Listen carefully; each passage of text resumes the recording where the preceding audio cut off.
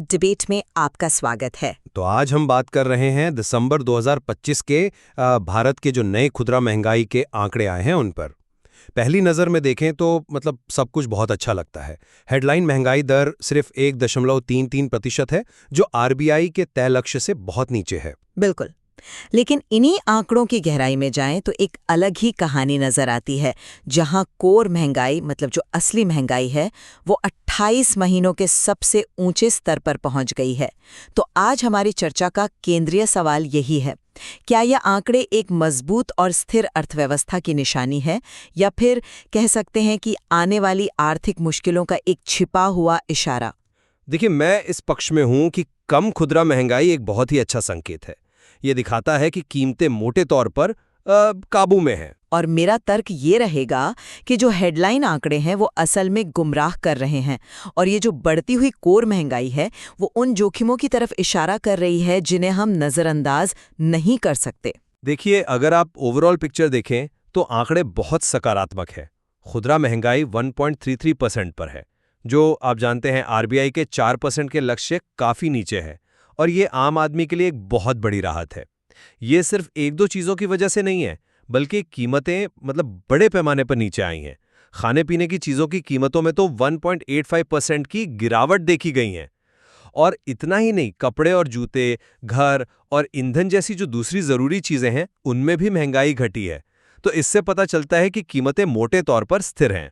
मैं आपकी इस बात से सहमत हूँ कि आम इंसान के लिए खाने के दाम कम होना एक बहुत बड़ी राहत है और इसे नज़रअंदाज नहीं किया जा सकता। लेकिन एक अर्थशास्त्री के तौर पर मेरा काम भविष्य के खतरों को देखना भी है, और यहीं पर कोर महंगाई एक चिंता का विषय बन जाती है।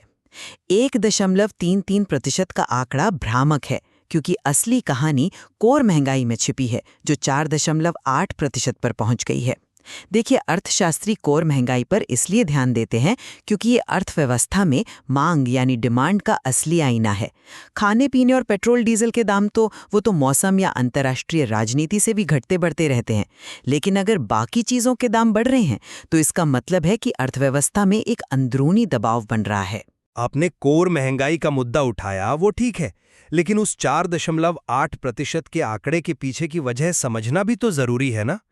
आईसीआरए की मुख्य अर्थशास्त्री अदिति मायर बताती हैं कि ये उछाल काफी हद तक कीमती धातुओं यानी सोने और चांदी की वजह से है। अक्सर जब वैश्विक बाजार में अनिश्चितता होती है तो निवेशक मतलब एक सुरक्षित निवेश के तौर पर सोने चांदी की ओर भागते हैं। तो ये हमारी अर्थव्यवस्था की अंदरूनी कमजोरी का नहीं, बल्कि एक बाहरी प्रभाव का संकेत हो सकता है।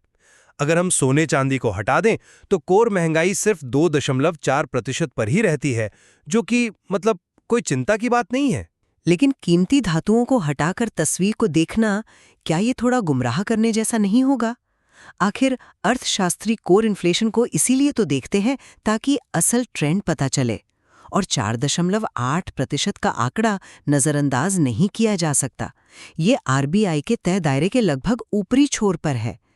ये एक साफ चेतावनी है। इसे सिर्फ बाहरी प्रभाव कहकर टाल देना, मुझे लगता है कि हम एक बड़े जोखिम को अनदेखा कर रही हैं। तो क्या आपका ये कहना है कि आम आदमी को जो खाने पीने की चीज़ों पर राहत मिल रही है वो सिर्फ एक धोखा है? क्या ये नज़रिया थोड़ा ज़्यादा निराशावादी नहीं है? ज़मीनी हकीकत तो यही है कि लोगों के महीने के बजट पर बोझ कम हुआ है। मैं इसे धोखा तो नहीं कहूंगी, लेकिन मैं ये ज़रूर कहूंगी कि ये राहत शायद अस्थायी हो। इसे मतलब आंकड़ों की भाषा में हाई बेस इफेक्ट कहते हैं।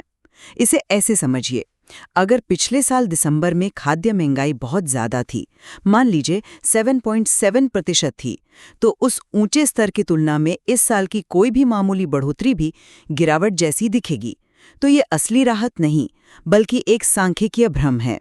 और अगर हम मदन सबनवीस की बात सुने, जो बैंक ऑफ बड़ौदा के मुख्य अर्थशास्त्री हैं, तो मांस, तेल और फलों जैसी रोजमर्रा की चीजों में महंगाई अभी भी 5% से ज्यादा है। जैसे ही ये बेस इफेक्ट खत्म होगा, इन चीजों की बढ़ती कीमतें हेडलाइन महंगाई को फिर से ऊपर खींच सकती हैं। यह एक दिलचस्प बात है। पर आप इस तथ्य को कैसे देखेंगे कि सिर्फ खाना ही नहीं, बल्कि कपड़े, घर और ईंधन जैसे दूसरे जरूरी क्षेत्रों में भी महंगाई कम हुई है? यह तो यही दिखाता है कि कीमतों पर दबाव किसी एक जगह नहीं बल्कि कई जगहों पर कम हुआ है और अर्थव्यवस्था एक स्थिर रास्ते पर है। हाँ, यह सच है कि कुछ और क्षेत्रों में राहत मिली है, लेकिन मेरी चिंता की जड़ वही है, कोर महंगाई, जो मांग की वजह से पैदा होने वाले दबावों को दिखाती है, और वो 28 महीनों के सबसे ऊंचे स्तर पर है। ये खाने पीने या ईंधन की कीमतों में अस्थायी उतार चढ़ाव से ज्यादा टिकाऊ और चिंताजनक होती है। ये संकेत देता है कि अर्थव्यवस्था के अंदर मांग बढ़ रही है, जो भविष्य में लगातार कीमतों पर दबाव बनाए रख सकती है, भले ही कुछ क्षेत्रों में हमें आज थोड़ी राहत दिख रही हो। मैं मानता हूं कि कोर महंगाई पर नजर रखना जरूरी है, लेकिन अगर हम पूरी तस्वीर देखें, कम हेडलाइन महंगाई, ज्यादातर जरूरी चीजों की कीमतों में स्थिरता और ये तथ्य कि कोर महंगाई का उछाल कुछ गिनी चुनी चीजों मतलब कीमती धातुओं की वजह से है, तो ये सब मिलकर एक ज्यादातर स्वस्थ अर्थव्यवस्था की ओर ही इशारा करता है, जिसका फायदा सीधे आम उपभोक्ता को मिल रहा है। और मेरा मानना है कि कम हेडलाइन संख्या एक अस्थायी और भ्रामक आंकड़ा है, जो पिछले साल के ऊंचे आंकड़ों की वजह से कम दिख रहा है। असली चिंता लगातार बढ़ती कोर महंगाई है, जो अर्थव्यवस्था में गहरे दबावों का संकेत देती है और आने वाले महीनों में हमारे लिए बड़ी चुनौतियां खड़ी कर सकती है। तो हाँ, ये तो साफ है कि इन आंकड़ों की व्याख्या इस बात पर बहुत निर्भर करती है कि आप किस पर ध्यान केंद्रित कर रहे हैं, आज की राहत पर या फिर कल के संभावित जोखिम पर। बिल्कुल। और अर्थव्यवस्था वाकई में स्थिर है या कह सकते हैं कि छिपे हुए जोखमों का सामना कर रही है?